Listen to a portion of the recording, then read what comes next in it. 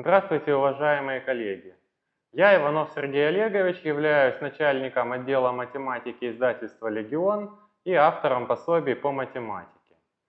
Сегодня я расскажу про свой опыт организации олимпиадной работы со школьниками.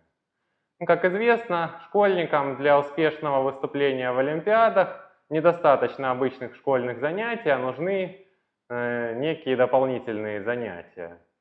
Так, в 2020 году в Ростове мы вместе с управлением образования города Ростова-на-Дону организовали подобные дополнительные занятия для учащихся 7-8 классов.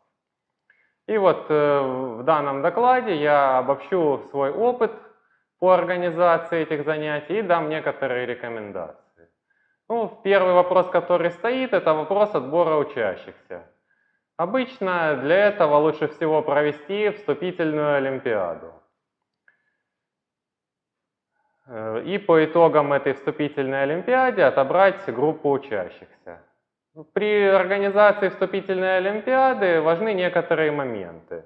Во-первых, нужно составить список заданий для этой вступительной олимпиады, причем нежелательно брать список заданий, который уже был на какой-то другой олимпиаде, потому что школьники как могут быть с ним знакомы уже, так и могут его легко найти в интернете. Во-вторых, сами задания, если они берутся из интернета, нужно переформулировать, чтобы нельзя было их найти по ключевым словам. Кроме того, задания должны быть взяты по различным темам. Я при составлении списка задач брал следующие темы: четность, делимость, логика, конструкции, теория игр, простая геометрия. Простая, потому что речь идет о школьниках 7-8 классов, у которых геометрия только начинается.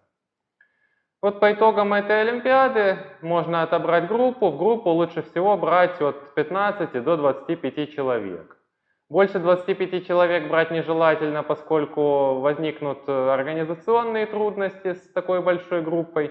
Меньше 15 брать нежелательно, потому что эта группа в итоге может разбежаться просто, и вы останетесь с 3 человеками, которые ходят на занятия, что неудобно и нежелательно, опять же. Что касается занятий самих. Их стоит проводить из 2 частей. Первая часть – это лекционно-семинарская, на которой преподаватель будет рассказывать как теорию, так и показывать типовые задачи по рассматриваемой теме. Кроме того, нужно организовать коллективное решение задач, возможно, с привлечением учащихся к доске. И вторая обязательная часть занятия – это индивидуальный устный прием задач. Здесь нужен именно устный прием, поскольку, во-первых, школьники должны тренироваться рассказывать найденные ими решения, во-вторых, чтобы они не могли принести чьи-то чужие записи и выдать их за свои.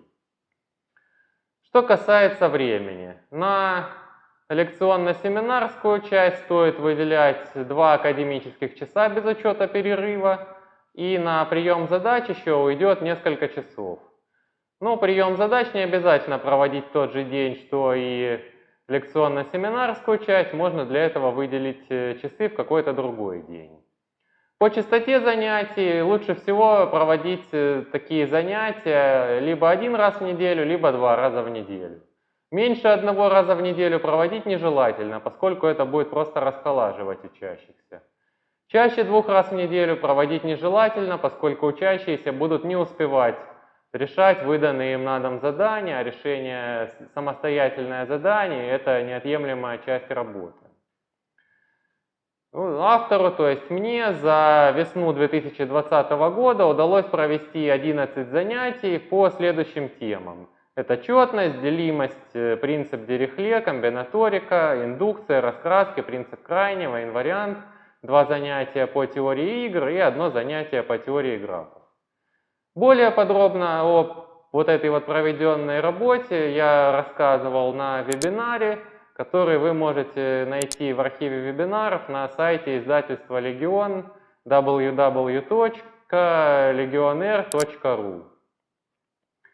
Из пособий использованных, больше всего я использовал книгу, в которой являюсь одним из авторов. Это «Математика, 6-11 классы. Подготовка к олимпиадам». Основные идеи, темы, типы задач под редакцией Лысенко-Конновой.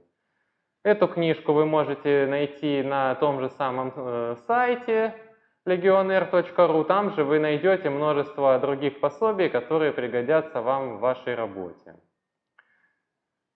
На этом я заканчиваю свое выступление. Благодарю вас за внимание, коллеги. До свидания.